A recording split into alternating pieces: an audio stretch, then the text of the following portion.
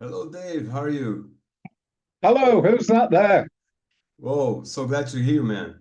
Thanks a lot for joining Yeah, us. good. Sorry, Thanks a lot for joining this afternoon.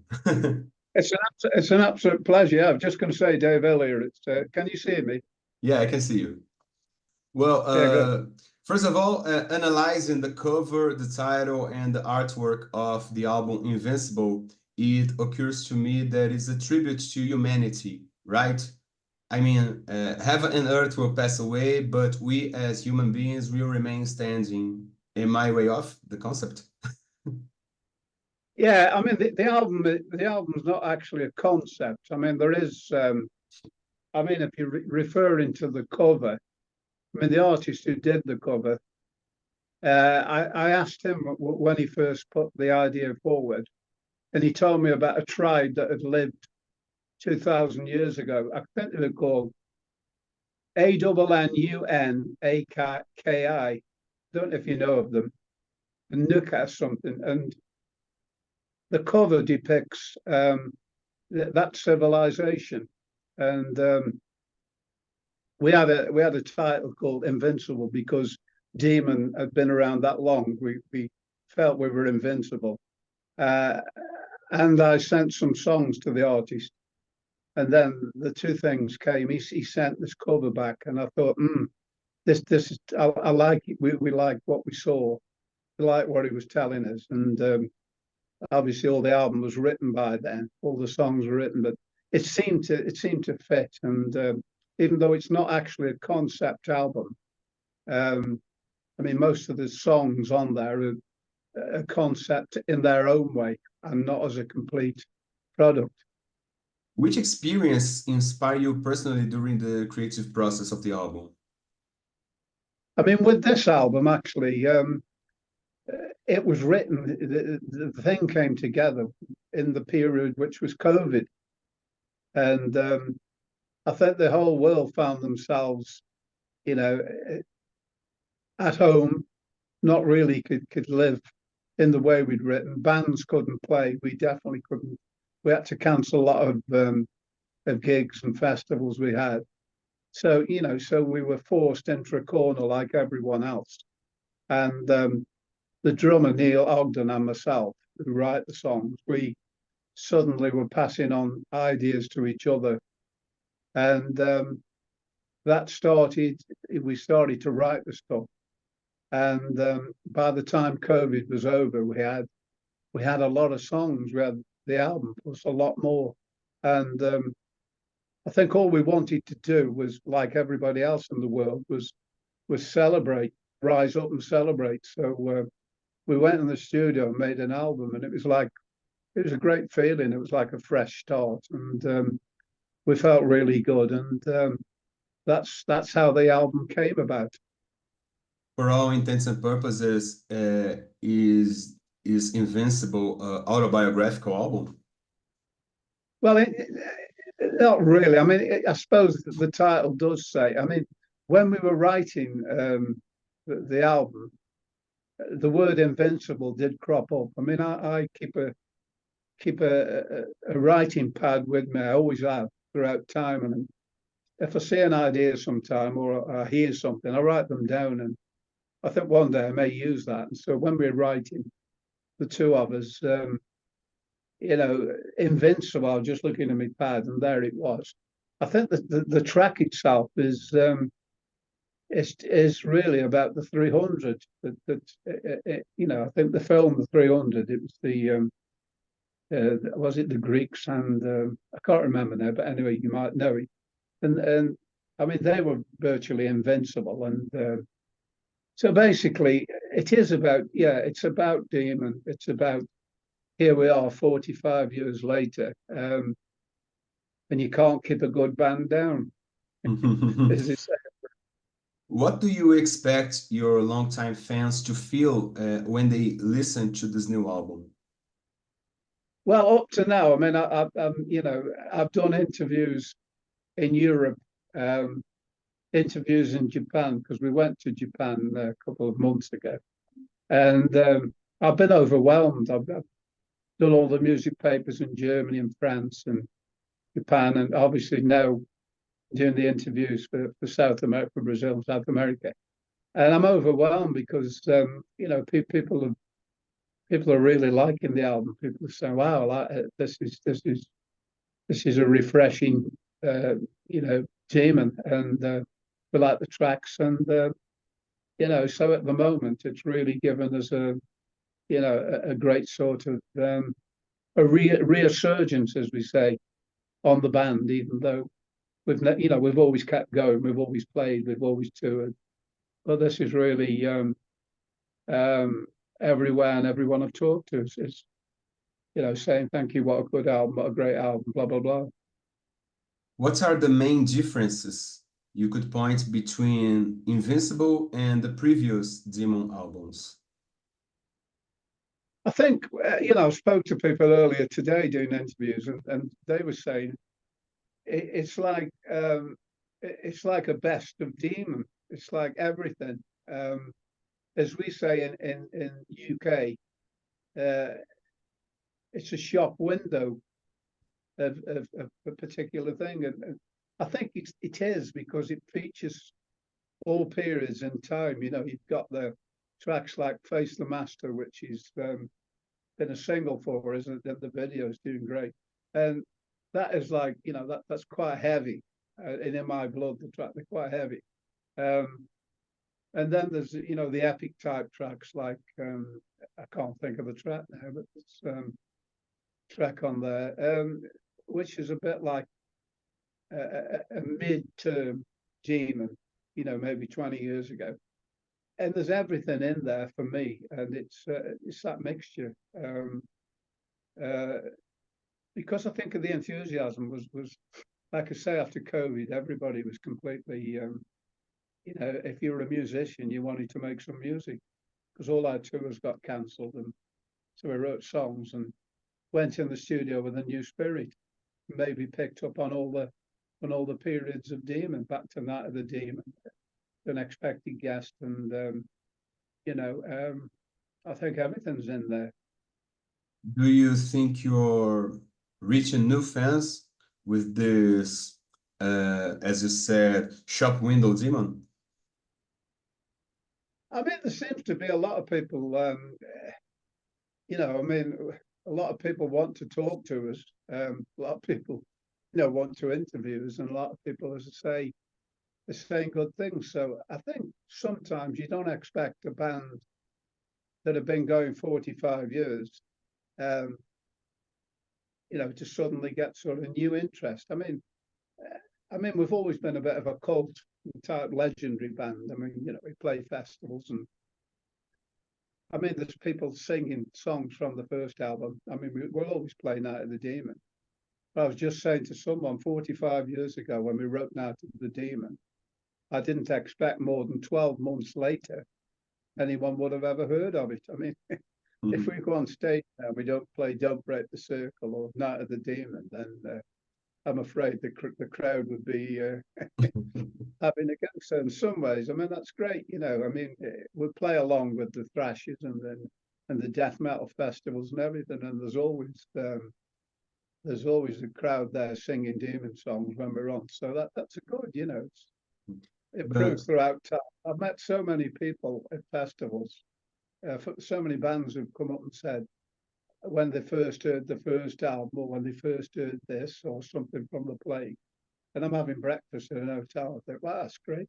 I never thought this band had, you know. So it carries on, doesn't it? You know, perhaps in the new wave that's come now, there is the spirit of what we were doing all those years ago and still doing now.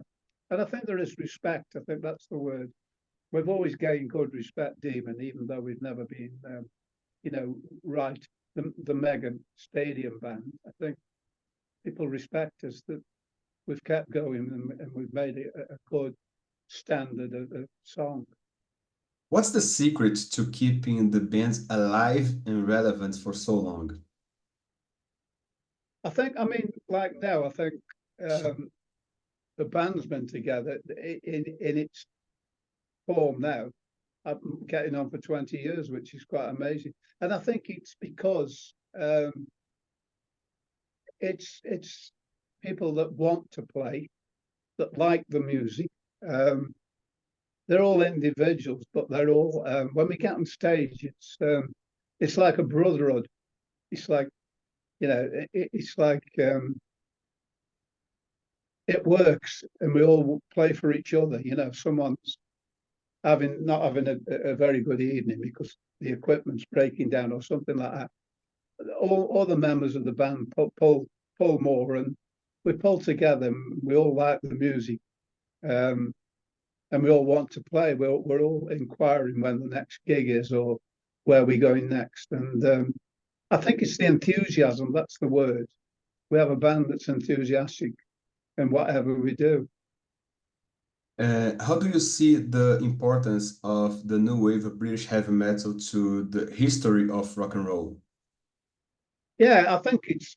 I mean, I've been asked that today 3 or 4 times, and I think when we started and when we were playing in that period, I had no idea it was called the new wave of British heavy metal. It was only years later, like years later, and then all of a sudden people were referring to it of the new wave, and I thought, oh, that's what it was called.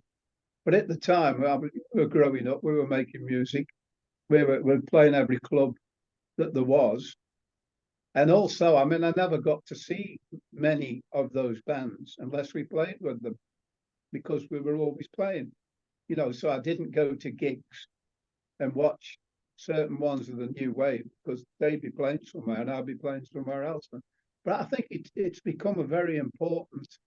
I mean, when we went to Japan a month ago, you know, it was us and Titan and another band from that period, and I mean, big audience, and you know, it was the 45th year of the new wave of British heavy metal, and I thought, oh, is it? Oh, are we going to Japan because we're demon? But yes, you know, so it's worked throughout the world. People remember that period, and obviously from it came a lot of big bands, you know, like Saxon and Def Leppard and Maiden were there, of course.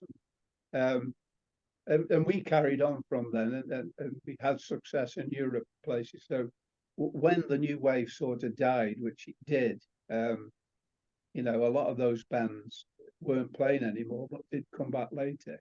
But it's definitely made its mark in the history of music. In what aspects do you believe Demon differed from the other bands in the movement? Why are we different, do you mean? Or why Yeah, in terms of music, image. I think we survived because after those early days, like I say, a lot of the gigs in Britain, the American invasion came, Crash happened, Bon Jovi happened, the glam happened, and so there was really nowhere to play if you were from the new wave of British heavy metal, and you weren't Saxon, who went on, and you weren't Maiden, or most of the bands finished. But Demon, we were fortunate enough to have some reasonable successes in France, Germany, Europe. So off we went, and we spent quite a lot of time there, and that kept the band going, and that's why we continued. And also, I never wanted to make the same album twice. As you'll notice with Demon, there's some very different albums. And I grew up listening to Deep Purple, Pink Floyd, David Bowie, Black Sabbath. And any of those bands never made the same album twice. There was always something different. I thought, if we ever get to make albums, I would like to move on and be able to make. And I think in some ways, when the movement started to fade in its popularity in those early 80s days, I think we could keep going because of that. And I think unless you were a big band, we went off and played to the places that had bought the material, and then we continued. In addition to Invincible, the classic trilogy of Night of the Demon, Unexpected Guest, and The Plague was recently re-released on CD in Brazil. What is the importance of these 3 titles, especially Night of the Demon, to the band? Oh, I think that, I mean, the amazingly important, those albums, like I say, um, I'm grateful, you know, even though I sang on them and I co-wrote everything, I'm still quite grateful for those albums because I think if we hadn't have made them, we wouldn't have been doing what we're doing now. I mean, they were wherever we go. I mean, you maybe could find a small island in the middle of the Pacific. That somebody would probably know some Night of the Demon or Don't Break the Circle or you know, even if they didn't know who the band was. So you have to be eternally grateful for those, and for me, they can be reissued many times. Or, I mean, we did remix uh, The Unexpected Guest. The reason we remixed it is because it lacked a little bit of bottom end. Um, Guitars were slightly thin on the original, even though the original has always done well for us. Um, and like I say, without that album and the Demon and the Plague also, we'd not be here now. But it's been well received that the remix we did. I mean, I'm not always keen to touch something that certain people will say, "Oh, that's a classic." So they think, better not touch it. So we kept it. If you've heard it, we kept it exactly the same. It's just got a better, a warmer sound and a better bottom end. So it's, but yeah, I mean, you know, those albums we're grateful forever and a day. Demon has never been to Brazil. Are there any plans to finally make it happen? Well, I'm hoping so because, as I say, I've spoken to quite a few people from Brazil earlier, and I've said, well, it's a bit like Japan. You know, we'd released all the albums for 40 years. Um, I think we even had one of the albums charted in Japan, and we'd always been known. And I used to do interviews, and they'd say, "When are you coming to Japan?" I said, "Well, when someone asked us." And they said, "Well, what do you mean?" I said, "Well, tell some promoter or something." Um, Something that would crop up. I mean, last time we should have gone. COVID happened in Japan, like everywhere else, and then they had 2 years ago. I think they had some political problems, so we didn't go then. But this time we have been, and people came with every album, every single we done. I think I saw some. I haven't got myself, so but wow, um, it's the same as South America. We were talking to some promoter earlier um, this year, and I think he sends bands to South America. He does Colombia in places, and I said, well, what about Brazil? You know, we the things I've seen from British bands, big bands, or even less, and the people say you've got to go to Brazil, and I say, yeah, well, you know, we're not hiding in an ivory tower. And so if you know anybody, say, yeah, Demon want to come. But yeah, Yeah. I think what with the new album, there's a lot of interest coming in from a lot of places thinking, Demon, yeah, I like Demon, but I didn't know they were still around or didn't know they were doing this. And so there has been talk of you know, hopefully it's the only place in the world, South America, that we've not been, but I'd love to go. Love to go. To conclude this interview, what legacy would you like Demon to leave for the future generations? I think like what people have said to me when I've met them in hotel bars and the new bands and that is, I think when we started all those years ago, me and the late Mal Spooner, who unfortunately passed away after the third album, I think all we ever wanted to do was make a contribution to rock music. And the money never mattered. Yeah, I mean, of course it didn't matter. I mean, the first two albums, if they'd have gone massive, we'd have probably played another 10 albums and made them the same. I'm contradicting now what I said, but I always call that a joke. I just wanted to make a contribution. And when we finish, as someone quoted us the other week with the new album, they said, well, I'm sure this band deserved to have made a contribution to rock music. And I thought, wow, it's taken 45 years and somebody's actually said what I think. I think just for remembered and making good, honest rock music, and just hope that, you know, enough people have been affected by what we do. It's been a great journey, and you know, it's taken me to places I never would have been, and it's great to make a new album and still see those people. And you surely will be remembered. Dave, thank you so much for your time. I hope you enjoyed this conversation as much as I did. And as for my last request, would you please put horns up for the print screen? Hey, keep on rocking, Brazil, baby. Thank you so much, man. Take care. Bye-bye. You. Stay well. Thank you. Bye.